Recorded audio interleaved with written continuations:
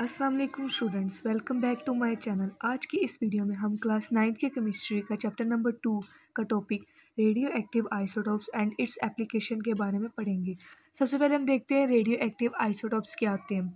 The radioactive isotopes are the unstable form of elements that emit radiation from their nuclei to become stable.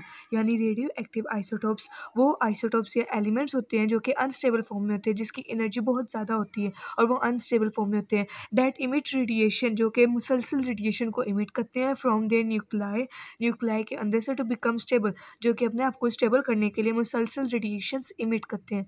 यानी radioactive isotopes वो elements होते हैं जिनके अंदर energy बहुत ज़्यादा होती है और वो मुसलसल अपनी एनर्जी को रेडिएशन की फॉर्म में इमिट करते हैं और स्टेबल होने के लिए सब कुछ करते हैं, जो कि अपनी स्टेबिलिटी को गेन करने के लिए एनर्जी इमिट करते हैं in the form of radiation. इन्हें रेडियो एक्टिव आइसोटोप्स कहते हैं। एग्जाम्पल्स में देखते हैं। सबसे पहले आती है कार्बन की एग्जाम्पल। कार्बन 14 सी, जिसका एटॉमिक मास है 14 और एटॉमिक नंबर है 6, is a radio active isotopes of carbon. ये कार्बन का एक रेडियो एक्टिव आइसोटॉप्स है। और यूरेनियम का आइसोटॉप्स देखें तो uranium 235, uranium and the cobalt 60 are also important radioactive isotopes. ठीक है, they emit excess energy in the form of radiation. ये जो रेडियो एक्टिव आइसोटॉप्स होते हैं ना, वो एक्सेस एनर्जी को इमिट कर देते हैं in the form of radiation. This process of emission of radiation is called radio activity. और वो प्रोसेस जिसमें ये रेडियो एक्टिव एलिमेंट्स एनर्जी को इमिट करते हैं in the form of radiation, उसे रेडियो एक्टिविटी कहते हैं। And the isotopes which emit energy is called radio active isotopes. यानी कि ये एक डेफिनेशन बनती है वैसे दो, रेडियो एक्टिव आइसोटॉप्स और रेडियो एक्टिविटी। यानी वो एलिमेंट जो कि रेडियो एक्टिव एनर्जी को रेडिएशन की फॉर्म में जब वो इमिशन करते हैं ना, तो उसे रेडियो एक्टिविटी कहते हैं। और जो एलिमेंट ये रेडिएशन को इमिट कर रहे हैं उन्हें रेडियो एक्टिव आइसोटॉप्स कहते हैं। ठीक है, आगे हम देखते हैं। When a radioactive element emits radiation, it is transformed into another chemical element। यानी जब radioactive elements एनर्जी को emit करते हैं ना, अपने अंदर से उनसी रेडिएशन है उन्हें emit करते हैं, तो it is transformed into another chemical element। तो वो एक दूसरे chemical element में transformed हो जाते हैं। और this process is called radioactive decay। यानी दूसरे प्रोसेस में वो ट्रांसफॉर्म हो रहे हैं, तो रेडिएशन वो निकाल रहे हैं, इमिशन कर रहे हैं, यानी डिके कर रहे हैं, उनकी रेडिएशन जो से वो निकल रही है। अब डेफिनेशन के नाम से ही देखिए, रेडियो एक्टिव डिके यानी जो से रेडियो एक्टिव आइसोटोप्स है वो जो सी इमिशन है उन्हें निकाल रहे हैं, रेडिएशन को इमिट कर रहे हैं, जिसकी वजह से वो डिके हो रहे हैं और एलिमेंट एक फॉर्म से दूसरी फॉर्म में ट्रांसफॉर्म्ड हो रहे हैं। और इस ट्रांसफॉर्मेशन को हम रेडियो एक्टिव डिके कहते हैं। Inside a radio active element के अंदर द न्यूक्लियस इज अनस्टेबल। उनके अंदर जो सा न्यूक्लियस होता है ना, वो अनस्टेबल होता है। तो gain the stability it breaks down. वो अपनी स्टेबिलिटी को गेन करने के लिए वो ब्रेक डाउन हो जाता है स्पॉन्टेनियसली, मुसलसल वो ब्रेक डाउन होता रहता है। Releasing energy in the form of, वो मुसलसल ब्रेक डाउन होता है और एनर्जी को रिलीज करता है in the three forms, alpha particles, beta particles and gamma particles, gamma rays. Alpha particles हम देखें तो alpha particles heavy positively charged particles होते हैं। यानी हैवी इनकी एनर्जी जो सी है, अल्फा पार्टिकल की फॉर्म में रेडिएशन जो सी निकलती है वो हैवी होती है और पॉजिटिवली चार्ज पार्टिकल की फॉर्म में होती है। और जो सी बीटा पार्टिकल की फॉर्म में एनर्जी रिलीज होती है वो लाइट होती है और नेगेटिवली चार्ज पार्टिकल्स होती है। और गैमा रेज की जो सी निकलती है वो हाई एनर्जी इलेक्ट्रोमैग्नेटिक रेडिएशन होती है। यानी जो एलिमेंट्स की जितनी कैपेसिटी होती है आइसोटॉप्स की रेडिएशन को इमिट करने की, वो उसी हिसाब से अपनी रेडिएशंस को इमिट करते हैं। अगर वो अल्फा पार्टिकल्स इतनी अपने अंदर एबिलिटी रखता है तो वो हाई एनर्जी रिलीज करेगा, और अगर बीटा पार्टिकल्स की रखता है तो वो light negatively charge particle release करेगा, और अगर गैमा रेज जितनी एबिलिटी रखता है वो हाई एनर्जी इलेक्ट्रोमैग्नेटिक रेडिएशन को इमिट करेगा। और ये एनर्जी वो क्यों इमिट करता है, ये रेडिएशन इसलिए इमिट करता है ताकि वो स्टेबिलिटी गेन कर सके। यानी जो उनसी रेडियो एक्टिव आइसोटोप्स होते हैं ना, वो अनस्टेबल होते हैं, उनके पास एक्स्ट्रा ऑर्डिनरी एनर्जी होती है जिसकी वजह से वो स्टेबल नहीं रहते और वो एनर्जी को मुसलसल रिलीज करते रहते हैं। और एनर्जी को रिलीज करते हैं in the form of alpha particles, beta particles, gamma rays to attain stability. आगे एप्लीकेशन देखते हैं। Application of radioactive elements या आइसोटॉप्स, मेडिकल यूजेस। मेडिकल इसके एप्लीकेशंस में देखते हैं कैंसर ट्रीटमेंट, कोबाल्ट 60 जो होता है वो कैंसर ट्रीटमेंट की कैंसर ट्रीटमेंट में यूज़ होता है, यानी इसका मेडिकल यूजेस क्या है रेडियो एक्टिव आइसोटॉप्स के।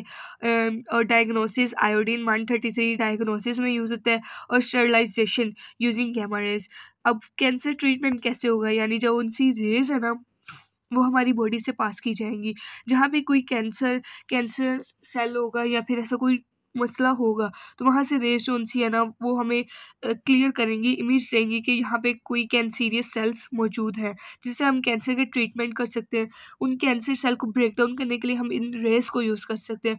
और डायग्नोसिस, किसी भी डिजीज़ को डायग्नोस करने के लिए हम आयोडीन 131 को यूज़ करेंगे। और स्टेरिलाइजेशन यानी मेटल्स को क्लीन आउट करने में, यानी जो उनसे मेडिकल इंस्ट्रूमेंट्स होते हैं जो उनसे मेटल्स के बने होते हैं उन्हें स्टेरिलाइजेशन करने के लिए यूजिंग गैमा रेज को यूज़ किया जाता है, जो कि उनके मेटल से बनी हुई जो उनसे इंस्ट्रूमेंट उन्हें सब साफ करने में हेल्पफुल है।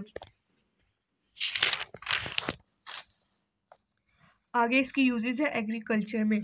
एग्रीकल्चर में इंक्रीज क्रॉप की यील्ड को इंक्रीज करने के लिए यूज़ होता है। कंट्रोल पेस्ट और इंसेक्ट्स की कंट्रोल करने में इस्तेमाल होता है। Trace the movement of fertilisers in soil, और मूवमेंट ऑफ फर्टिलाइजर यानी फर्टिलाइजर की सॉइल के अंदर मूवमेंट को ट्रेस करने के लिए भी काफ़ी हेल्पफुल है। अब इंडस्ट्री, आगे हम देखते हैं इंडस्ट्री यूजेस में ये हमारे लिए बहुत मुख्तलिफ जगह पे यूज़ होती है ये रेडियो एक्टिव आइसोटॉप्स।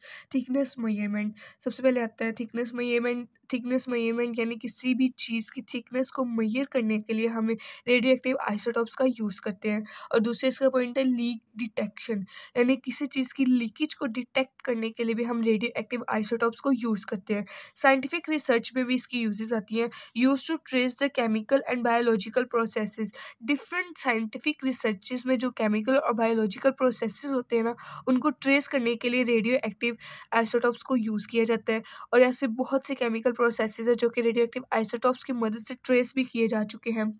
आगे देखते हैं ionisation of atom by radioactive source, यानी आयोनाइजेशन करना एटम्स की बाय रेडियो एक्टिव सोर्स के जरिए। वो कैसे होती है हम ये देखते हैं। सबसे पहले हम देखते हैं आयोनाइजेशन क्या होती है। Ionisation mean the process of converting an atom और molecule into ions by adding और रिमूविंग द इलेक्ट्रॉन्स, यानी आयोनाइजेशन का मतलब है कि वो प्रोसेस जिसमें हम एटम या मॉलिक्यूल को आयन में कन्वर्ट करेंगे। आयन में कन्वर्ट करने के लिए हम या तो इलेक्ट्रॉन को ऐड करवाएंगे या इलेक्ट्रॉन को रिमूव करवाएंगे। तो आयोनाइजेशन के नाम से आपको पता चलना चाहिए आयोनाइज हो रहा है, यानी ब्रेक डाउन या निकाल रहा है, रिमूविंग इलेक्ट्रॉन कर रहा है। आयोनाइजेशन में हम इलेक्ट्रॉन्स को रिमूव करते हैं from atom to become an molecules या आयंस, फ्रॉम एटम और molecules to convert it into ions. ठीक हो गया। तो अब हम देखते हैं रेडियो एक्टिव सोर्स आयोनाइजेशन में किस तरह हेल्पफुल है।